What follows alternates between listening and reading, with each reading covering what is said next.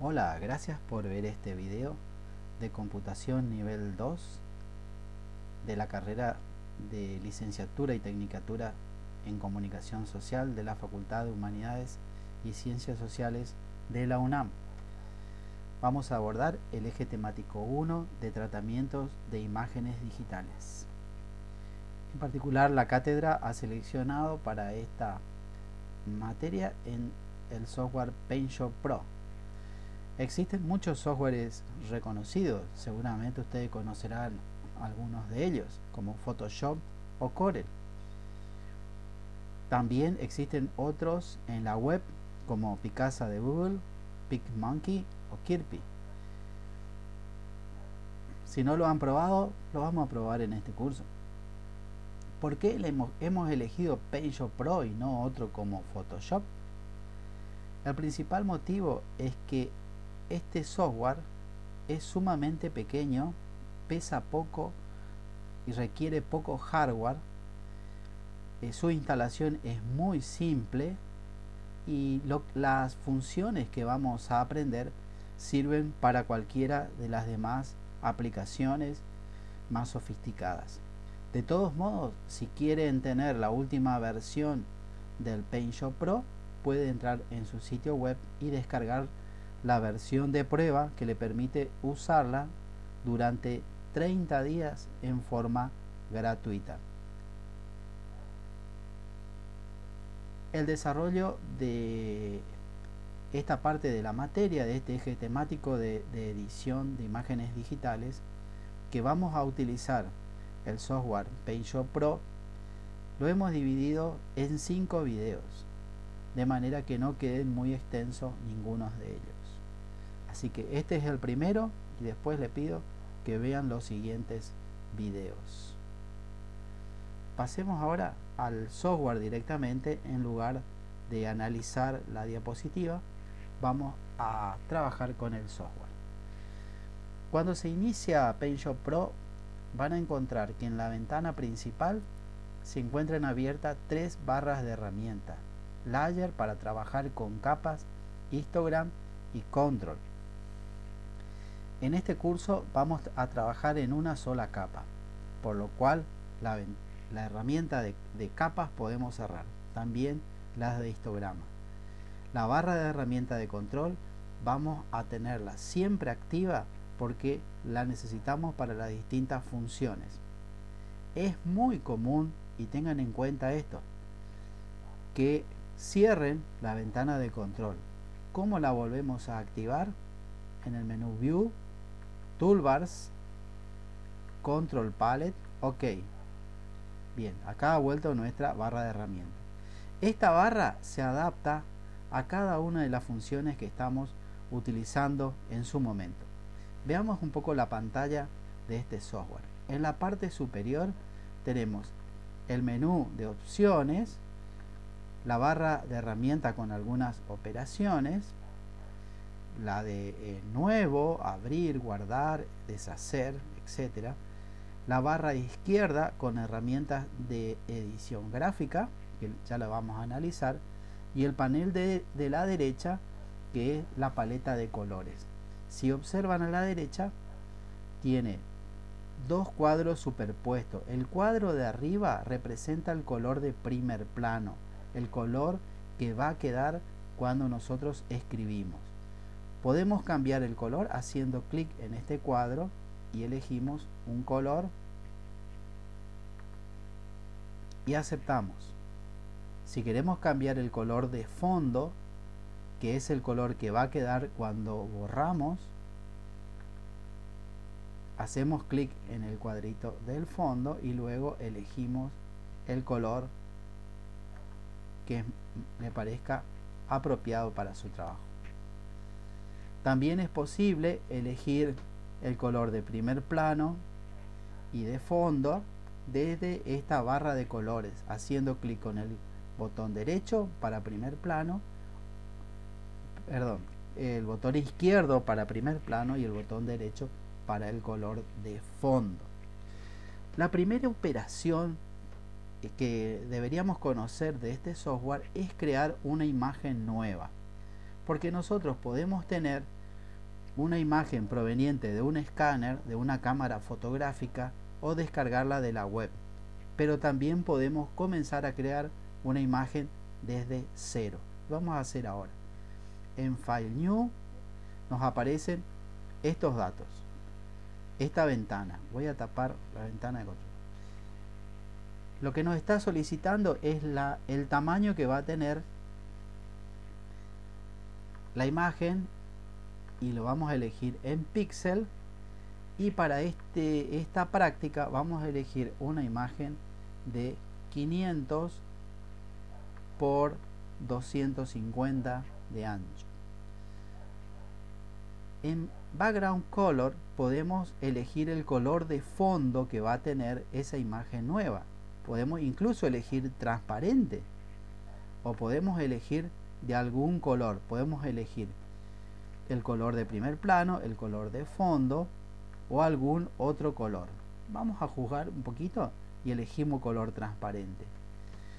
Las demás opciones podemos dejarla como está, que el trabajo va a salir todo bien. Muy bien, hacemos clic y acá hemos creado nuestra imagen transparente. Se representa la transparencia con este cuadriculado, solamente para representar y decir que hay nada.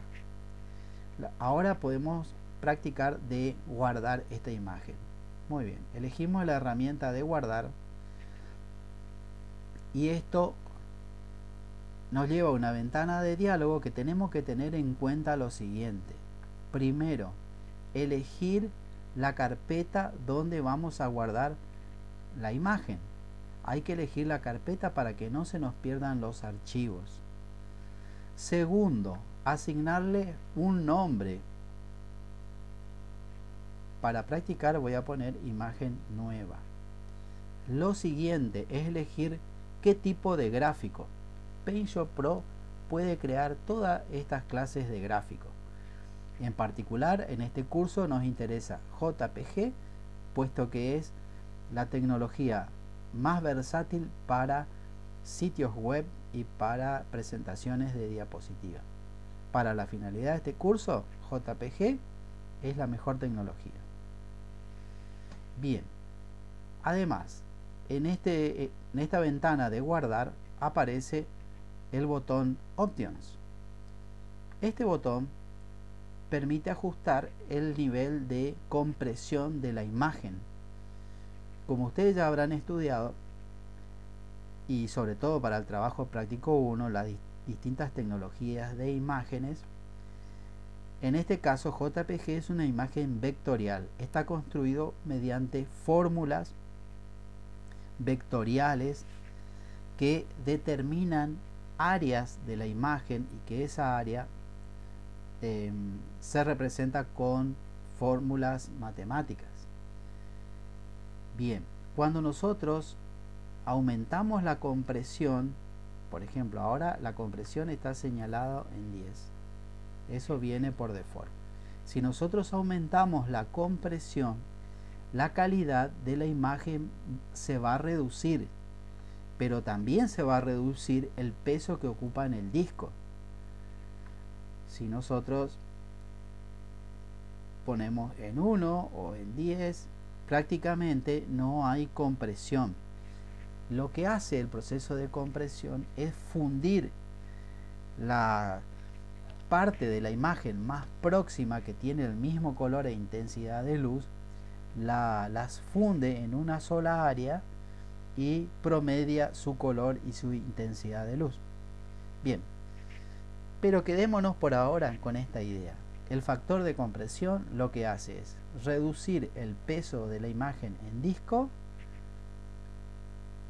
a cambio de perder calidad de la imagen. Por ahora vamos a dejar en 10. Ya le elegimos la carpeta, le dimos un nombre, elegimos la tecnología y elegimos el factor de compresión. Guardamos. Esta imagen está en el disco y está vacía, no tiene nada.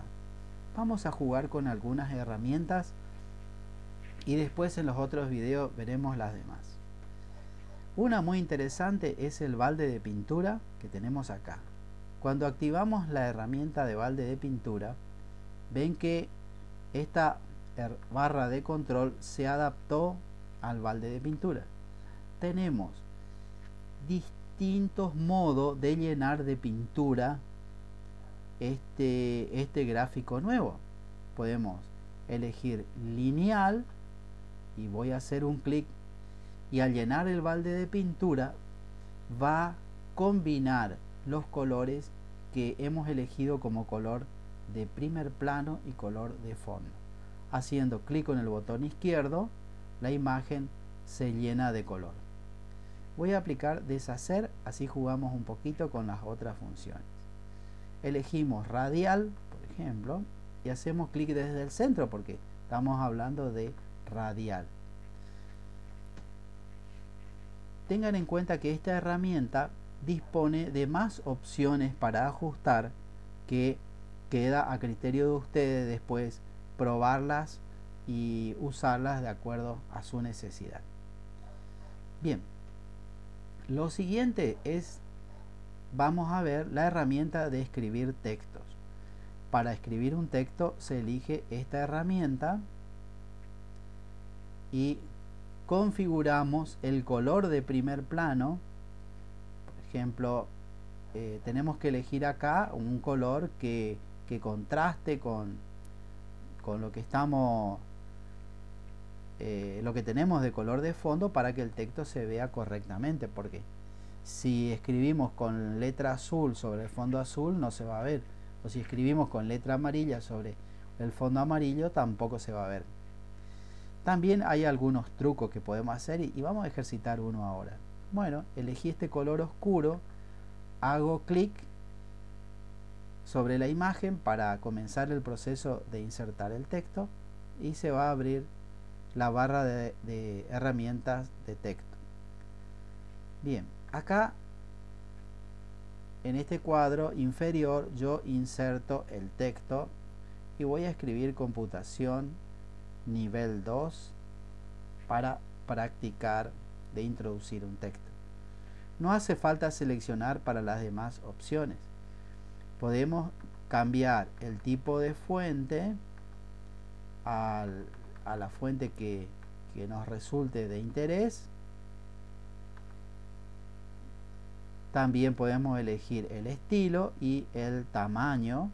Acá en la parte central de la herramienta nos va mostrando cómo va a quedar el tamaño en la pantalla. Algunas funciones importantes es tener activo floating. Eso nos permite mover el texto una vez que lo insertamos sobre la imagen. No nos queda pegado de una, porque si no estuviera activo donde insertamos el texto ya no lo vamos a poder mover. Al estar activo floating, las demás opciones ya no son tan importantes. Después vamos a ver lo de anti-alias, pero por ahora floating. Ok, y el texto queda con esta especie de caminito de hormiga, que significa que el texto todavía no está pegado. Podemos moverlo hacia cualquier lugar y recién cuando hacemos clic con el botón derecho queda pegada la imagen. Vamos a jugar y hacerle un efecto. Cambiamos el color de primer plano, elegimos otro color, voy a elegir blanco para que contraste con el anterior, porque lo voy a superponer. Fíjense esto, el mismo texto lo vuelvo a introducir, pero ahora con un color que tenga un alto contraste, y fíjense que le puedo hacer como un efecto de sombra. Clic y quedó pegada la sombra. Existen otras herramientas que sirven para trabajar en un gráfico. Por ejemplo, dibujar líneas. Las líneas, hay dos tipos de línea: normal y Bézier. La línea normal, y voy a cambiar el color para que se note sobre la imagen, podemos especificar el tipo de línea normal, que va a ser una recta infinita. sin curva. El ancho voy a colocar 3. ¿Por qué? Por la experiencia. Sé que para este tamaño de gráfico, un ancho, el espesor de la línea 3 va a resultar suficiente. Hace un ratito hablaba de anti-alias. Acá se encuentra. La voy a activar. Anti-alias lo que hace es una corrección automática de el diente de sierra que se produce debido a los píxeles de la pantalla. Al formarse una línea que no sigue el orden de los píxeles de la pantalla, suele presentar lo que se llama diente de sierra, como un escalonado. El proceso de anti-alias hace un proceso que corrige esto. Bueno, vamos a activar anti-alias para que corrija. Hago clic donde comienza la línea y luego puedo soltarla y la línea queda trazada. ¿Ven? Simplemente hacemos clic y la línea queda trazada. Bien, acá se nota bastante el diente de sierra cuando estoy construyendo la línea, y luego cuando suelto se corrige bastante bien. Una curva de Bézier es inventada por un francés llamado Bézier, que trabajaba para la compañía Citroën en Francia. Para el diseño de los autos desarrolló esta tecnología para poder dibujar las líneas. Fíjense que yo puedo ir moviendo el mouse hasta que la línea se forma perfectamente. No es necesario, pero para este caso prefiero hacerlo así. Suelto y puedo hacer clic hacia un lado y arrastrar, y la línea va formando una curva. Luego hago clic del otro lado de la línea y la arrastro hacia arriba, y la línea va tomando otra curvatura. Cuando suelto, la línea queda pegada y esa forma de curva queda construida. Esa es una línea de Bézier. Bien, vimos hasta ahora cómo entrar al software, cómo crear una imagen nueva, vimos las barras de herramientas, cómo guardar, crear figuras, textos, llenar de color. Y ahora lo que vamos a hacer es guardar como si fuera una copia de esta imagen. Cuando yo guarde esta imagen, se va a crear un nuevo archivo. Para guardar una copia con los cambios que estuvimos haciendo, elegimos el menú File, Save As, le asignamos un nuevo nombre,